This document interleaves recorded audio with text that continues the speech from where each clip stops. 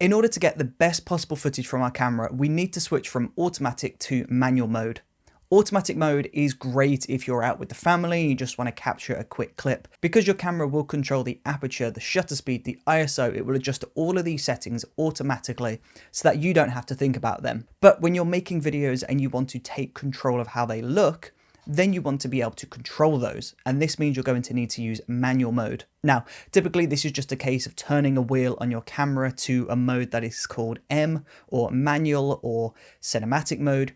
One of these options will allow you to control the camera's settings. Now, there are loads of settings that you have to take into account when you are capturing your videos, but I'm going to talk about the top 5 camera settings that you need to pay close attention to. The first setting is your frame rate. Video is made up of loads of different still images, and typically you'll hear the term FPS, that is frames per second, and that basically means images per second. So for 25 frames per second, there are 25 still images recorded to make up 1 second of video. And the same theory goes both ways, so 1 FPS would be 1 picture per second of video, and 100 FPS would be 100 still images for 1 second of video. Now, as a general rule of thumb, for real-time video, you either want to select 24, 25, or 30. Now, depending on which one you choose would depend on where you live in the world, because different regions have a different priority. I'm from the UK and we typically use 25 FPS. But if you're in America, for example, then I do know that 24 and 30 is favored. 24 is more of a cinematic option and 30 is more of a TV option. But 24, 25 and 30 are real-time frame rates. And then of course, if you wanted to shoot slow motion video, you would need to increase your frame rate, because if we set 25 as our real-time video, if we slow that down, the motion is going to look really weird and choppy. So if we double our frame rate to 50 FPS, and then we slow that down by 50%, then we come back down to that 25 mark, so our footage looks realistic. And of course, the slower you want to go, the higher the frame rate needs to go. So if you want really slow footage, then go up to 100 FPS, 200 FPS, 300 if your camera can go that high. But honestly, if you just want a basic slow motion, then there's no real need to go above 50 or 60, because this is half speed. But to sum this up, if you want to shoot real-time video, select 24, 25 or 30. And then if you want to shoot slow motion, double that to get 50 or 60. Now that you've set the frame rate to real-time video, so 25, we need to move on to the shutter speed. And the shutter speed is referring to the shutter in your camera. Essentially, this is a door that is opening and closing to let light into the camera sensor. And this is really quick, so 1/50 is 1/50th of a second. 1/100 is 100th of a second, so it's opening and closing really quick. But basically, the lower the number, the longer the shutter is open for, the more light comes into the camera sensor, which results in a brighter video, but it also does increase the motion blur in the frame. So if you look at this clip filmed at 1/25, you'll see it's bright, but there is also this weird motion. That is because there is a lot of motion blur.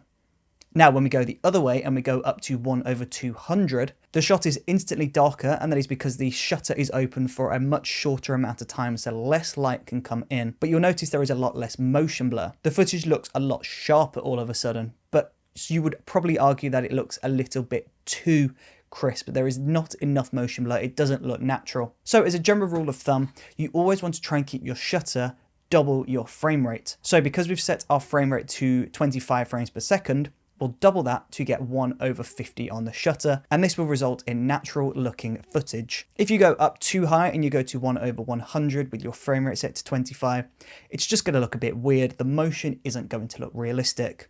So set that to 1/50 and you're great. The next setting on your camera is the aperture, and the aperture can typically be seen in your camera with an F, so f1.8, f22 for example. Now the aperture is referring to this hole in your lens. If the aperture closes down, then it means there is less light coming into the camera sensor. But if it opens up, then it's going to let loads of light into your camera. When you see the numbers on your screen, the lower the number, the more light that comes in. So if you open up your aperture, you're going to pull down to a lower number, so f1.8, and this will make that brighter image. And then of course, if you close the aperture down and go to f22, which is the other end of the spectrum, then you're going to close that down, less light will come in and the image will be darker. But the aperture does also control the amount of blur in the frame.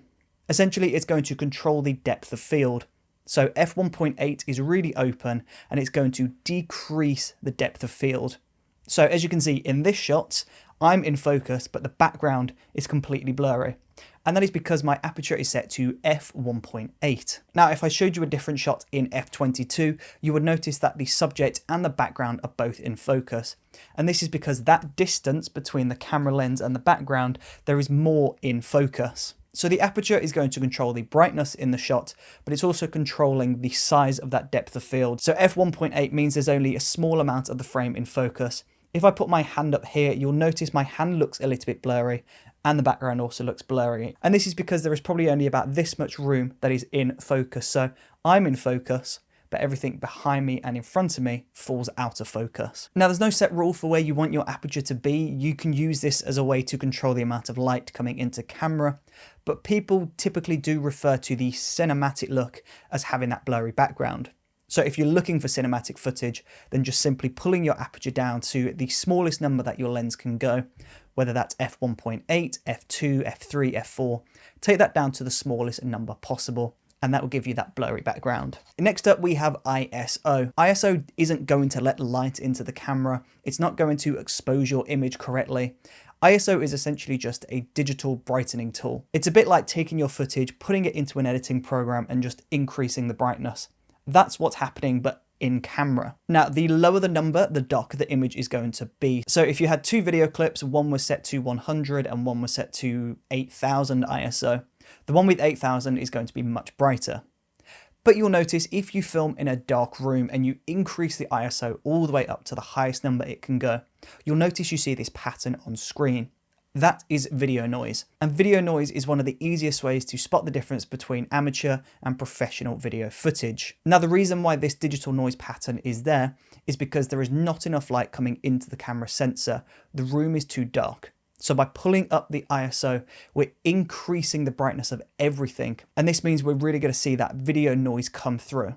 So if you want to avoid this, I would keep the ISO as low as possible. And instead you can adjust the aperture to get more light into the scene. Or you could film in a brighter location, so film outside in the daytime.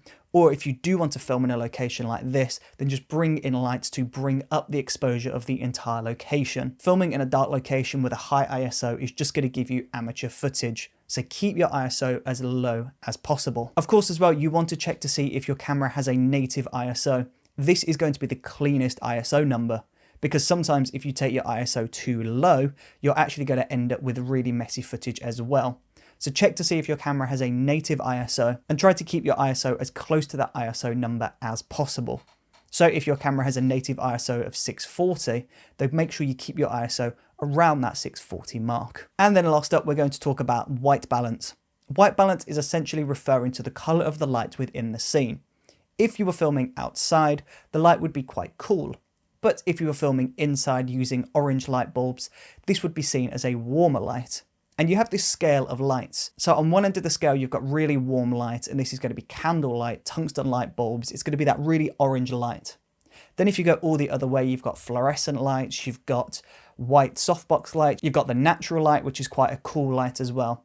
And essentially what you want to do when you're filming in a location, you want to match the white balance in camera to the color of the light within the scene. So if the room feels warm, then you want to use a warmer setting, so set to 3200 for example. Or if your camera doesn't give you the option to pick the Kelvin number, so the K number, you can alternatively select one of their presets. So you could select warm interior, or you could select daylight or fluorescent. If they've got these terms instead of Kelvins, then just use those. But essentially you're trying to make your whites look white. So a quick way to do this, you just want to go ahead and grab a piece of white paper or white card, place that in your scene and have a look through your camera. If the pad looks too blue, then unfortunately you've gone too low. So you need to increase the number. But if this pad looks too warm, it looks a bit too orange, then you just want to pull it back down the other way. So you've gone too high. So this means you're too warm. So pull this down to a cooler number. If you can get this to look white within your scene and not too blue and not too orange, then the white balance is going to be correctly set and your footage is going to look great. Now, the reason why it's important we select this and not let automatic do this is because automatic is always going to be adjusting. So you could be filming one shot here, and even though the lighting might not have changed, you could turn the camera and it could change to a different white balance. And this means when you're cutting shots together in the edit, there's going to be no consistency between the shots. One shot might be set to 5500, one shot might be set to 4300. There's no consistency there, and now you're going to have to go and color match all the shots before you go ahead and color grade them. So it's just a pain. So set your white balance in every single location and make sure you're in manual mode for that. Now, of course, there are many other camera settings that you need to pay close attention to, but just paying close attention to these 5 are really going to make the difference. All of the other stuff is a bit technical and you don't have to worry about that for now. Just focus on your frame rate, shutter speed, aperture, ISO and white balance, and once you've mastered all of those, then you're going to have a much better time filming your videos because you'll finally be able to take control of the look of your video. Now, the learning doesn't just stop here. It's no good just watching this episode. You want to get your camera and go and film, go and practice these settings, see what a higher shutter speed looks like versus a lower shutter speed through your camera. Have a look at different frame rates, see how the footage compares.